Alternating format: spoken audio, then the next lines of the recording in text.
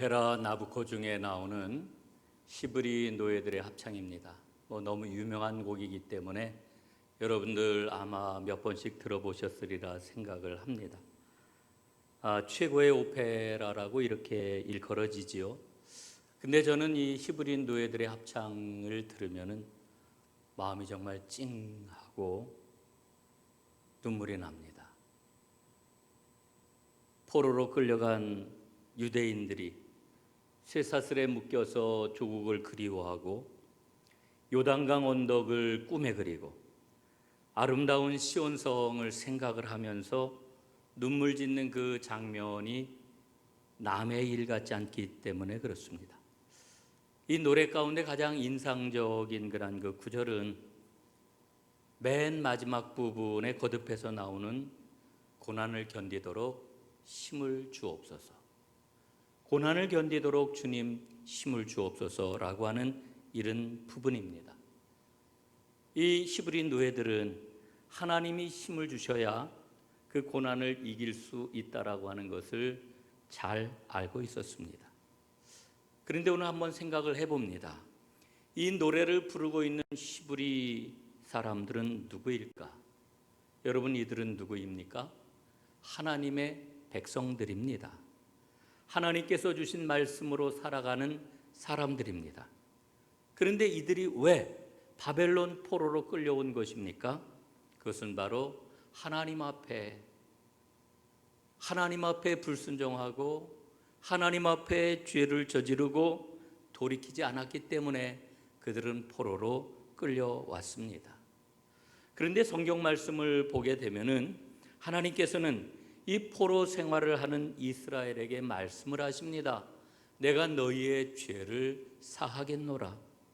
내가 너희에게 은혜를 베풀겠노라. 이렇게 말씀을 하십니다.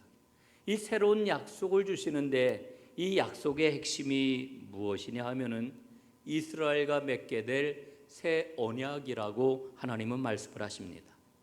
예레미야 31장에 보면은 이와 같은 말씀이 나오지요. 보라, 여호와의 날이 이르리니 내가 이스라엘 집과 유다 집에 새 언약을 맺으리라. 이렇게 말씀을 합니다. 새 언약을 맺겠다. 여러분, 하나님이 새 언약을 맺겠다고 말씀을 하십니다. 이 새 언약이 뭘까요? 우리가 성경에 보게 되면은 성경에는 옛 언약이 나오고 또한 새 언약이 나오는 것을 보게 됩니다. 여러분이 옛 언약이라고 하는 것은 시내산 언약을 가리키는 것이지요. 이스라엘 백성들이 애굽 땅에서 430년 동안 종살이를 했습니다. 너무너무 고통스러웠고 하나님께 그 고통을 부르짖었습니다. 하나님이 들으시고 모세를 보내셔서 그를 통하여 출애굽을 하게 하시지요. 출애굽한 이스라엘은 홍해바다를 건넜고 마침내 시내산에 당도를 했습니다. 거기에서 하나님의 말씀 율법을 받게 됩니다. 여러분, 그때 하나님께서는 모세에게 돌비의 계명을 새겨 주셨습니다. 이게 바로 옛 계명입니다. 그런데 하나님이 새 언약을 주시겠다, 새 계명을 주시겠다 이렇게 말씀을 하시는데 이 새 계명, 새 언약은 백성들의 마음에 새겨주는 하나님의 법을 가리키는 그와 같은 말씀입니다. 그러면은 이 새 계명의 내용은 무엇일까요? 예레미야 31장 33절에 보니까 이렇게 말씀합니다. 내가 나의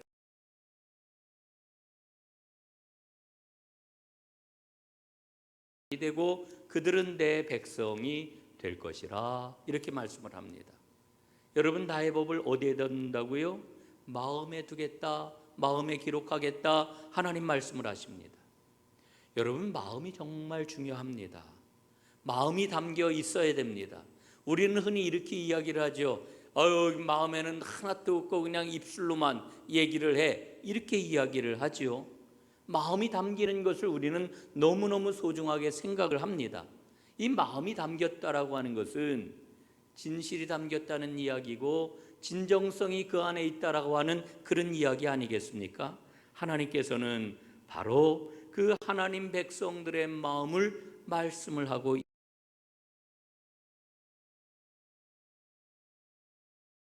하나님의 법을 새기겠다 이렇게 말씀을 하고 있는 거지요. 그러면 어떻습니까? 그렇게 될 때 나는 그들의 하나님이 되고 그들은 내 백성이 될 것이다 이렇게 말씀을 합니다.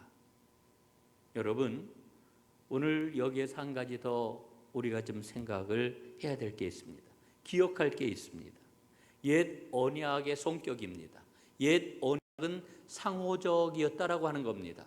상호적이라고 하는 말은 쌍방적이라고 하는 그런 그 이야기입니다. 여러분,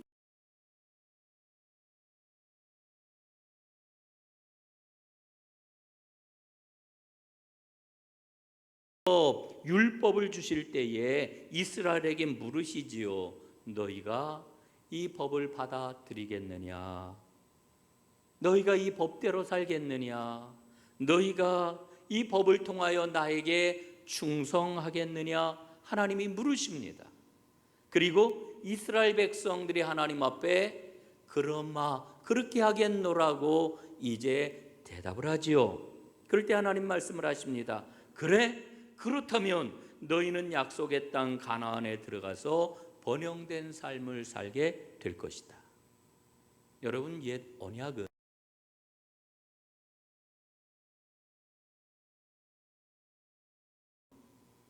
너희가 내 말을 잘 지키면, 너희가 나에게 순종하면, 이렇게 하나님이 말씀을 하시는 거예요. 그러면은 내가 내 백성을 보호하겠고 축복하겠노라 하는 약속의 말씀인 것이지요. 여러분, 이렇게 이스라엘 백성들이 하나님 앞에 이 언약을 체결함으로, 이 옛 언약을 체결함으로 이스라엘은 진정한 이스라엘 언약 백성이 되었던 겁니다. 그런데 여러분, 이스라엘이 가나안 땅에 들어가서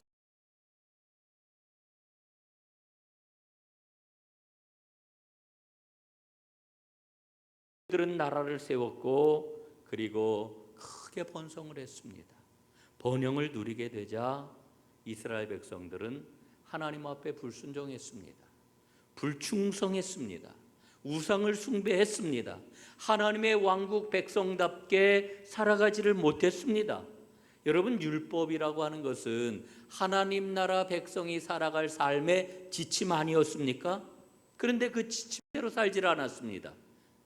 율법을 형식적으로는 지켰지만은 그러나 율법의 정신은 완전히 뒤로 밀어낸 채 그냥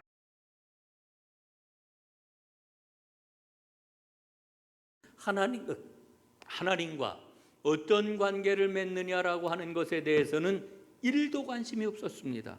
온통 그들의 관심은 이 세상에서 누리는 부귀, 땅에서 이제 얻을 수 있는 평안, 여기에만 온통 관심이 집중이 되었던 것이지요. 여러분, 하나님께서는 사실 아주 장대한 계획을 갖고 계시지 않았습니까? 이스라엘을 통하여 온 세계 열방이 구원을 얻는 이와 같은 그러한 그 과정을 겪어 이들을 통해서 이루어 가시려고 그랬던 것 아닙니까? 그런데 이스라엘은 이와 같은 하나님의 구원의 역사에는 눈을 감아 버렸던 것입니다. 이런 이스라엘에게 하나님은 끊임없이 선지자를 보내고 또 보내고 또 보내셨습니다. 그리고는 말씀을 하셨죠. 돌아오라, 돌이키라, 회개하라 말씀을 주셨습니다. 그러나 이스라엘은 고집을 꺾지 않았고 그들이 원하는 것만을 추구하면서 살았던 것입니다. 여러분, 그 결과가 어떻게 되었습니까? 우리가 잘 알고 있는 것처럼 망했지요. 망했습니다. 그리고 예루살렘 중심으로 유다 백성들은 바벨론 포로로 끌려가고 말았습니다. 포로 생활을 하고 있는 이스라엘, 너무나 고통 가운데 빠져 있는 이스라엘, 그들에게 하나님께서는 새 언약을 말씀을 하십니다. 돌비에 새겨지는 하나님의 법이 아니라 이제 마음에 새겨지게 될 하나님의 새로운 언약, 새로운 약속을 말씀을 하십니다. 그런데 그 법은 여호와 계시죠. 여러분, 여호와의 날이 이르면 이라고 하는 이 말씀은 구약의 결론이고 구약의 핵심입니다. 이 말씀이 계속해서 구약을 관통하고 있는 것 우리는 잘 알고 있습니다. 여러분, 마침내 여호와의 날이 임하였습니다. 이 땅에 구세주이신 예수님이 오신 겁니다. 그 예수님이 이 땅에서 하나님 생명의 법을 이제 불어넣어 주셨는데, 십자가 위에서 예수님이 피를 흘려 돌아가시지 않았습니까? 십자가 위에서 하나님께서는 완전한 새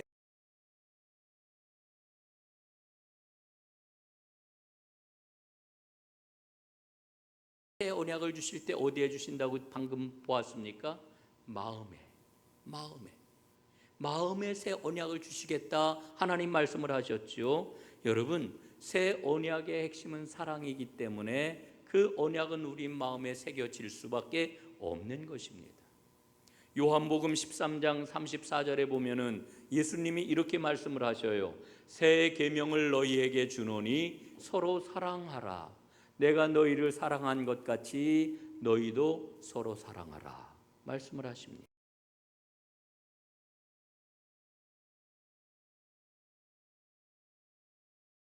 모습이 드러났지요. 그리고 예수님께서는 우리에게 그 십자가 사랑이 너희에게 충만하게 되면 너희도 사랑하게 될 것이다, 이렇게 말씀을 하고 있는 것입니다. 여러분, 그 십자가 사랑을 마음에 새기고 그 십자가 사랑으로 살아가기 위해서는 우리는 성경 말씀을 잘 보아야 합니다. 우리가 성경을 열심히 읽는 이유는 주님이 주신 사랑을 마음에 새기기 위함이요, 주님이 주신 그 사랑을 충만히 누리기 위함이요, 그리고 주신 그 사랑을 힘입어 서로 사랑하는 새 계명의 사람이 되기 위해 우리는 성경을 열심히 읽는 것입니다.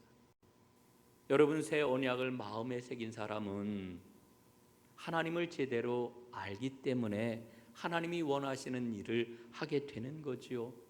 하나님 나라를 살아갑니다.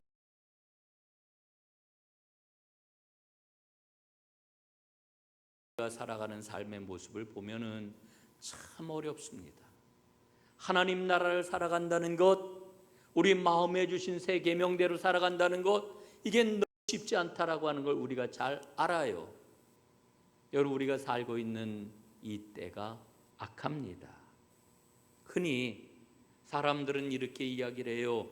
우리가 살아가는 이 시대는 참으로 혼란스러운 시대입니다. 저도 동의를 해요. 그런데 이 혼란스러움은 마지막이 가까울수록 더욱더 커질 것입니다. 디모데후서 3장, 오늘 우리가 읽고 있는 앞에 부분을 보면 3장 1절부터 4절까지 말씀을 보면은 이렇게 혼란스러운 때를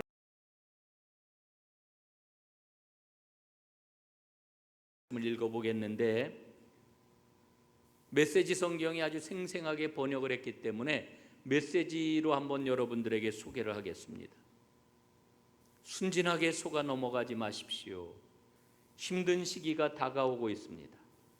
마지막 때가 다가오면 사람들은 자기만 알고 돈을 사랑하고 으스대고 거만하며 하나님을 모독하고 부모를 무시하고 버릇없이 굴고 상스럽게 행동하고 죽기 살기로 경쟁하고 고집을 부리고 남을 헐뜯고 난폭하고 잔혹하고 남을 비꼬고 배반하고 무자비하고 허풍을 떨고 정욕에 빠지고 하나님을 몹시 싫어할 것입니다. 여러분, 성경이 일러주고 있는 이 시대의 모습이 오늘 우리 시대와 얼마나 많이 닮아 있습니까?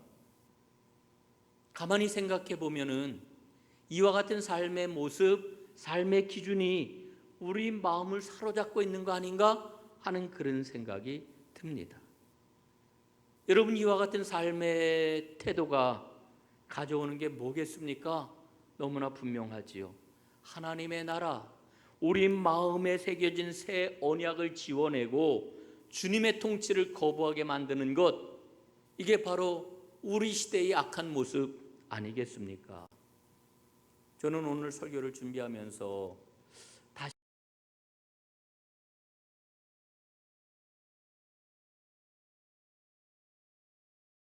그 마음이 너무나 궁금해졌습니다. 포로 생활을 하는 그들에게 하나님이 너희의 죄가 다 사하여질 것이다. 그리고 내가 너희에게 은혜를 베푸는데 너희의 마음에 새 언약을 너희에게 줄 것이다. 하나님 말씀하셨을 때 그 포로로 끌려간 이스라엘 백성들의 마음이 어떠했을까? 정말 하나님의 그 말씀이 실감이 나고 그 말씀이 믿어졌을까? 오히려 허무맹랑한 말이라고 생각하지는 않았을까? 아니 그 무슨 말도 되지 않는 그런 소리를 하고 그래. 지금 우리를 다스리고 있는 이 제국의 힘이 얼마나 강대한데 우리가 꼼짝 못하고 사로잡혀 있는데 그게 되기나 한 이야기야? 뭐 이런 마음이 들지 않았을까? 저는 생각해 봅니다. 여러분 제 생각에는 근거가 있어요. 여러분 구약 성경의 결론이 뭔지 아시죠? 남은 자입니다. 구약 성경의 결론은 남은 자예요. 소수의 남은 자. 하나님께서 주신 약속의 말씀을 붙잡고 주의 날을 기다리는 메시아의 날을 기다리고 마음에 새겼던 소수의 남은 자가 구약의 결론입니다. 여러분 남은 자가 소수라고 하는 거 의미심장하지 않아요? 대다수의 사람들은 하나님의 말씀을 에이 되기나 한 말이야 흘려보냈다는 거죠. 이게 구약의 결론이에요. 여러분 그런데 하나님 약속하신 대로 예수님께서 이 땅에 오셨습니다. 여호와의 날이 임하였습니다. 그리고 메시아이신 그 주님께서 십자가를 통하여 우리에게 새 언약을 주셨습니다. 우리는 새 언약을 받은 하나님의 새로운 백성들입니다. 우리의 마음속에는 주님이 주신 그 사랑의 언약이 생생하게 살아있지 않습니까? 그런데 가만히 들여다보면은 우리는 새 언약을 낯설어 해요. 그 말씀이 정말 현실이 될 수 있을까? 미심쩍어 해요. 의심해요. 이게 오늘 우리의 모습 아닐까 저는 생각을 합니다. 우리 대한민국은 엄청나게 급격한 그런 그 변화를 겪어온 나라지요. 그런데 지난 20년을 한번 살펴보면은 우리 생활에 정말 엄청난 변화가 일어났습니다. 외형적인 삶의 그런 그 모습과 형편뿐만 아니라 우리의 내면 생각하는 것도 말할 수 없이 바뀌었습니다. 저는 2002년도에 독일을 방문할 기회가 있었는데 꼭 20년 전이네요. 독일 교회의 초청을 받아가지고 한독 수양회에 참석을 했습니다. 2주간의 일정을 이제 독일 교회와 함께 지냈는데 이 독일 교회 이 사람들이요 얼마나 세심하고 꼼꼼하게 그리고 철저하게 프로그램을 짰는지 제가 정말 독일 사람들 엄청나구나 대단하구나 이런 생각을 절로 가졌던 그런 기억이 납니다. 그런데 그 2주간의 그런 그 프로그램 가운데 2번인가 독일 숲길을 걷는 그런 그 프로그램이 있었어요. 독일 숲 굉장히 멋지고 아름답고 아주 널리 알려졌지요. 1시간 남짓 걸었던 걸로 이렇게 기억이 있나요. 그런데 제가 2번에 걸쳐서 이제 그 걷는 거를 따라 했는데 제 마음속에서 영 불편한 거예요. 마음에서 심통스러운 그런 그 생각이 떠나지를 않아요. 내가 독일까지 와가지고 이건 뭐 걷기를 하고 있나 막 이런 생각이 막 드는 거예요. 예? 걷는 게 불만스러웠고 귀찮기도 하고 이거 안 했으면 좋겠다. 걷기 싫다. 이런 그 마음이 제 마음속에 가득했던 거죠. 2번씩이나 그 프로그램을 가졌는데 저는 그 순서와 시간에서 어떤 의미도 찾지 못하고 막 귀찮고 불평스러운 마음만 가득했던 겁니다. 그런데 20년이 지난 지금 문득 그 숲길이 얼마나 귀한 일이었는가, 얼마나 좋은 프로그램이었는가 하는 게 새삼 느껴지는 거예요. 여러분, 오늘 우리가 걷기를 열심히 하고 있지 않습니까? 걷는다라고 하는 게 얼마나 귀한 일입니까? 얼마나 많은 의미를 부여할 수가 있습니까? 너무너무 소중하다고 이렇게 우리가 다 함께 고백을 하잖아요. 그런데 20년 전에는 왜 그걸 못 느꼈을까요? 왜 그걸 몰랐을까요? 왜 이렇게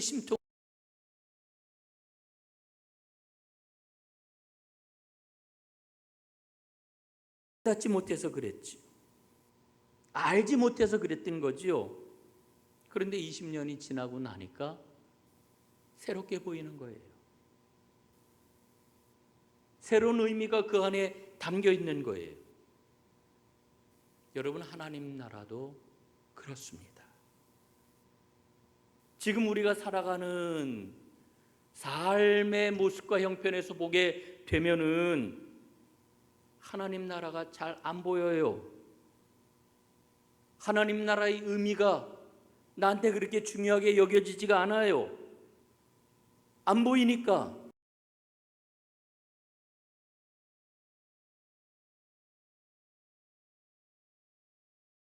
뭘까? 흔들리는 거지요. 하나님께서 아무리 그 안에 생명이 있고 기쁨이 있고 평안함이 있고 축복이 있다 말씀을 하셔도 실감이 나지가 않는 겁니다. 그러니까 여러분 어떻습니까? 세상이 커 보이는 거예요. 세상 방식대로 살지 않으면은 이거 큰일 나는 거 아닐까? 두려워하는 거예요. 그래서 여전히 우리가 신앙생활을 한다고 하면서도 세상 사람들의 삶의 방식을 쫓아가는 거지요. 여러분, 오늘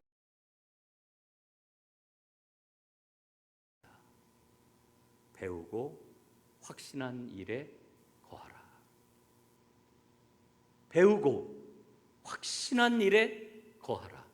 거하라고 하는 것은 붙잡으라는 거지요. 그렇게 살라는 거지요. 여러분, 바울의 이 말씀 속에는 전제가 있어요. 어떤 전제가 있습니까? 내 힘 가지고서는 세상 삶의 방식을 이겨낼 수 없다는 거지.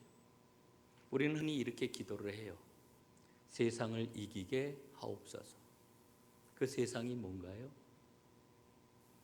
세상 사람들이 살아가는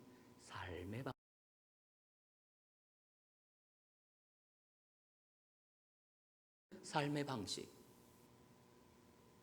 어떻게 이겨낼 수 있을까? 내 힘 가지고는 어림없어요.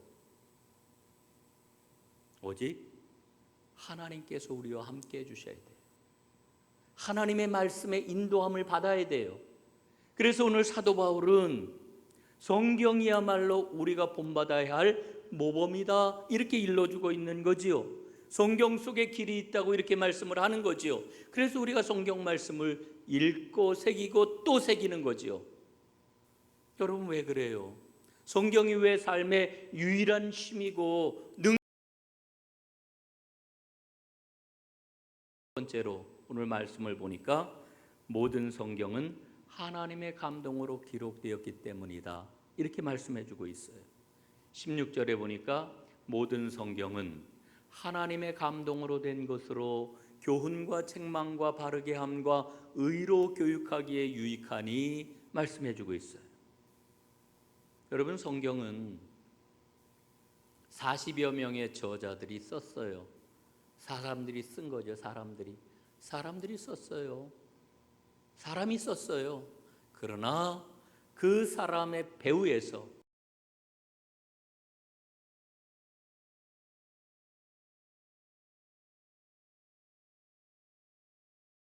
하나님이시다라고 하는 것을 일러주고 있는 거예요.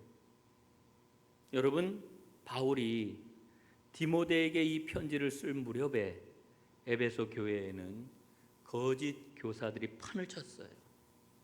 그들이 사람들을 얼마나 속였는지 몰라요. 악한 짓을 하고 있었어요. 이 거짓 교사들의 가르침은 어디에서 나온 것일까요? 사람들에게서 나온 거예요. 그러나 성경은 하나님께로부터 나왔습니다.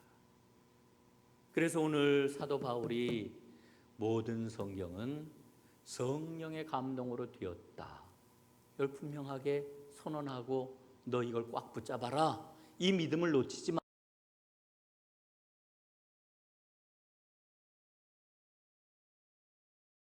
어떤 이 성경, 이 말씀을 꽉 붙잡는 여러분들 되시기를 간절히 바랍니다.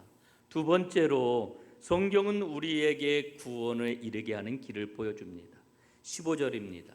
성경은 능히 너로 하여금 그리스도 예수 안에 있는 믿음으로 말미암아 구원에 이르는 지혜가 있게 하느니라.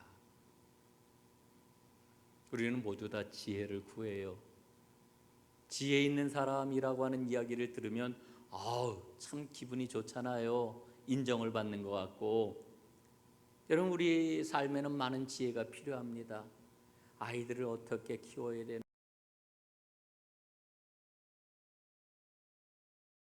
수 있는지, 그 번 돈을 어떻게 하면 잘 관리하고 불려나갈 수 있는지.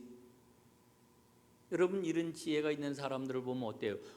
저 사람 정말 지혜 있게 살아가네, 이러지요. 이런 지혜들이 우리 살아가는데 정말 중요해요. 그러나 정말 중요한 지혜는 어떤 지혜일까요? 구원에 이르게 하는 지혜. 구원에 이르게 하는 지혜. 생명의 문제가 거기에 달려있기 때문에. 근데 오늘 성경은 뭐라고 말씀을 하십니까? 바로 그 구원의 지혜, 예수 그리스도 안에 있는 그 믿음, 그 믿음을 가지고 우리는 구원의 지혜를 잡아야 된다라고 하는 그런 그 이야기죠.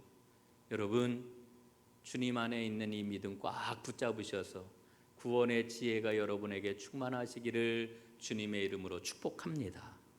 그리고 세 번째로는 성경은 선한 일을 할 수 있는 능력을 갖추게 합니다. 17절에 보니까요, 이는 하나님의 사람으로 온전하게 하며 모든 선한 일을 행할 능력을 갖추게 하려 함이라 말씀해요. 여러분, 선한 일을 하고 싶어하는 마음은 우리에게 다 있어요. 여기 없는 사람이 어디 있어요? 다 선한 일을 하며 살아가고 싶지요. 그러나 문제는 어디에 있습니까? 능력이 안 된다는 데 문제가 있어요. 이를테면 이런 것 같아요. 저는 중학교 2학년 때 저희 아버지에게 아버지 나 자전거 좀 사주세요 그랬어요. 그랬더니 아버지가 자전거를 사준다고 약속을 하셨어요. 근데 그때 우리 살림 형편이 넉넉지가 않아가지고 아버지가 자전거를 안 사주시더라고요. 나는 오늘 아버지가 자전거를 사올까, 내일 사올까, 이번 달에 사올까, 다음 달에 사올까. 아버지가 자전거를 못 사주셨어요. 나중에 하여간 자전거가 생기긴 했는데 자전거를 못 사주셨어요. 제가 어른이 돼가지고 생각을 해봤어요.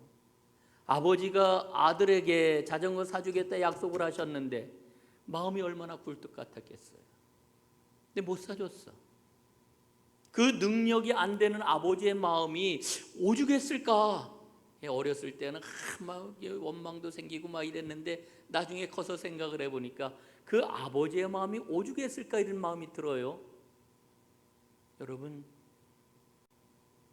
선한 일을 하고 싶은 마음 없는 사람이 어디 있어요?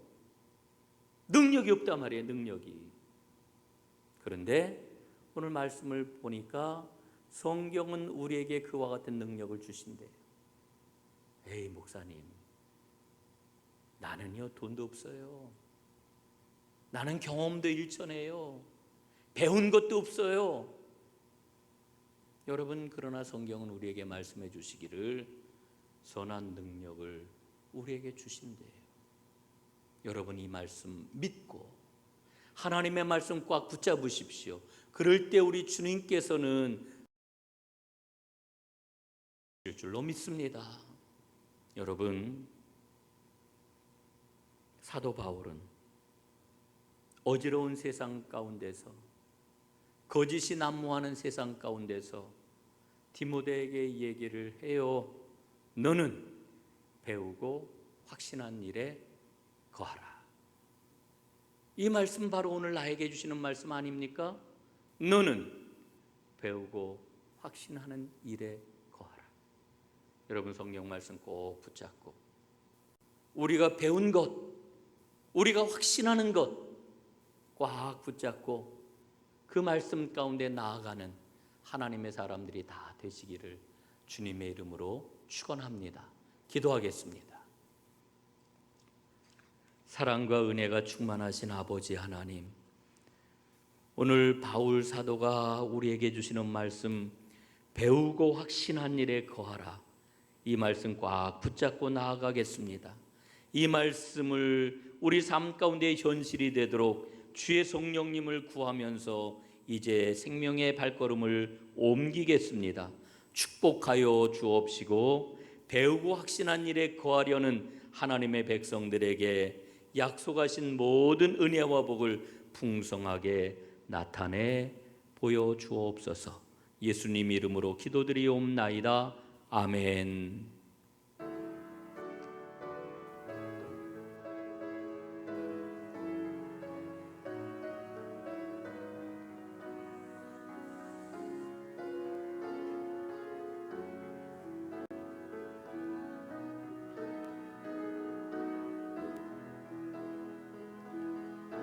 주는 평화 막힌 담을 모두 하셨네.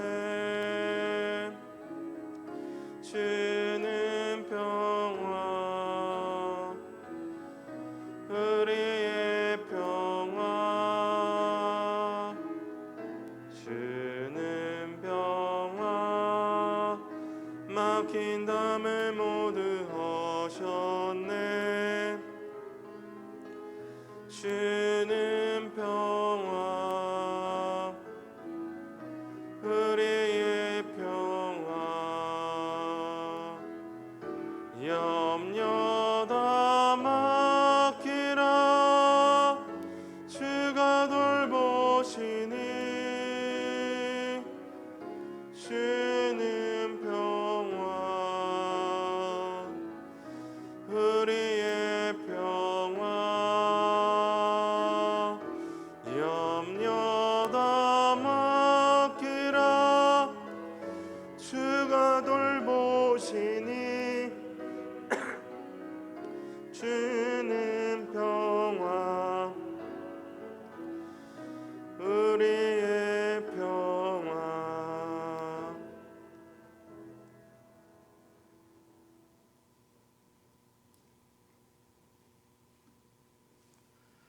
이제는 우리 주 예수 그리스도의 크신 은혜와 아버지 하나님의 끝없고 놀라우신 그 사랑하심과 성령님의 감화, 감동, 위로, 교통하심이 배우고 확신한 일에 거하기를 소원하고 결심하는 하나님의 모든 백성들 위에와 그 가정 위에, 일터와 사업장 위에, 그리고 이 나라 대한민국과 이 민족 위에 영원히 함께 해 주옵시기를 축원하옵나이다. 아멘.